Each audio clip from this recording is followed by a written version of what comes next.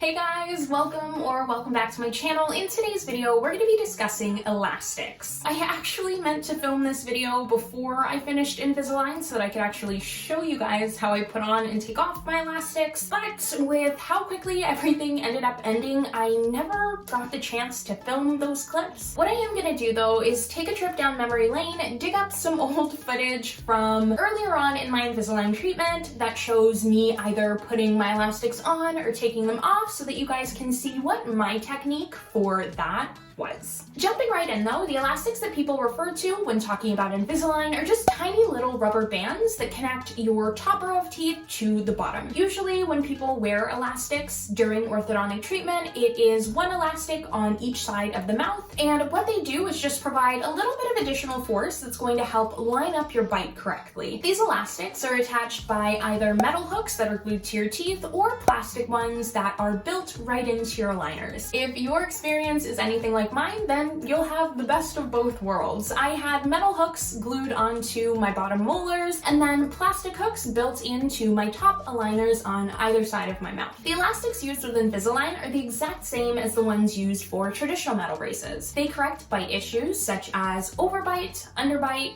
and even open and cross bite as well. One thing that a lot of people don't realize is that there are a lot of different strengths and types of elastics. Your orthodontist is going to choose the ones that are right for you based on careful consideration of your needs and your particular case. It's important, if your treatment does include elastics, that you're wearing the right ones and wearing them exactly as directed by your orthodontist. Depending on what problem your orthodontist is trying to fix with elastics, you might need to wear them in a different orientation or for a different amount of time every day. And if you don't wear them exactly the way that you're supposed to, then they're not going to fix the problem that they're supposed to fix. Wearing the wrong strength of elastics especially can lead to a lot of problems. Reason being, they'll either be exerting too much or too little force on your teeth. Either way, they're not doing what they're supposed to. I've also heard that some people, when they run out of elastics, they'll just go buy some more on Amazon. I would be careful of that though, just because there's so many different types, varieties, and strengths of elastics. You're really better off just reaching out to your orthodontist. They know exactly what type of elastics you need, and they'll be more than happy to replace any that you've run out of or lost. Most orthodontists also replace them for free, so you're better off safe than sorry. Most people wear 2 elastics at a time, one on either side of the mouth, and the most common configuration that I've seen is actually the one to correct an overbite. Basically, there is one end connected to the upper canine tooth and then the other end connected to one of the bottom molars. And this particular configuration is actually the way that I used to wear my elastics. It's essentially just pulling the bottom row of teeth forward and the top row back so that they line up properly. And if you're skeptical about the true strength of these little guys, then just take a look at the difference that they made with my teeth and my bite from tray 5 when I started wearing them to the end of my treatment now. My deep overbite is completely gone and I couldn't be happier. So this is what the packages for my elastics looked like. I had the Elliott elastics, if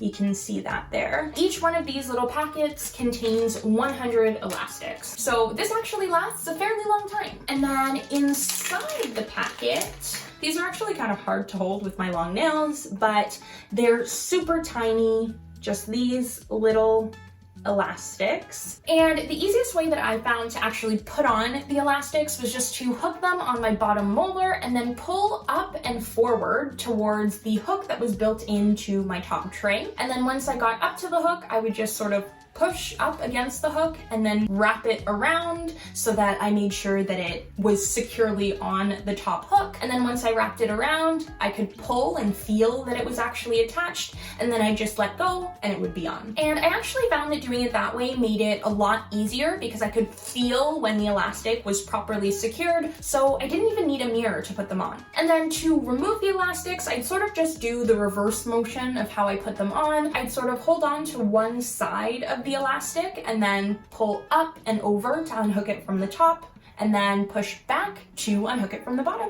and that was it. So when the time comes to incorporate elastics into your treatment, your orthodontist will show you how to put them on and take them off and provide you with enough elastics to take you at least to your next checkup appointment. If you happen to lose a pack of elastics or run out, I definitely would not suggest trying to buy them online. Again, just because there are so many different types and strengths, you want to make sure that you are getting the type that is right for you. Your best bet is just to call your orthodontist and they will replace them for you, no problem. Most orthodontists don't even charge for more elastics. It's also really important to switch to a new set of elastics either daily or as directed by your orthodontist. For example, with me, I used to switch after breakfast and dinner every single day. And the reason that it's important to constantly switch out your elastics is because even just talking or yawning is going to stretch those elastics out and make them less taut, so they won't actually be pulling as hard as they're supposed to. So changing them frequently is going to keep them working effectively. If an elastic breaks, be sure to replace it right away. I think it's only ever happened to me like once or twice throughout my entire treatment, but what I found really useful was keeping some backup elastics in my Invisalign case or my purse, car, desk at work,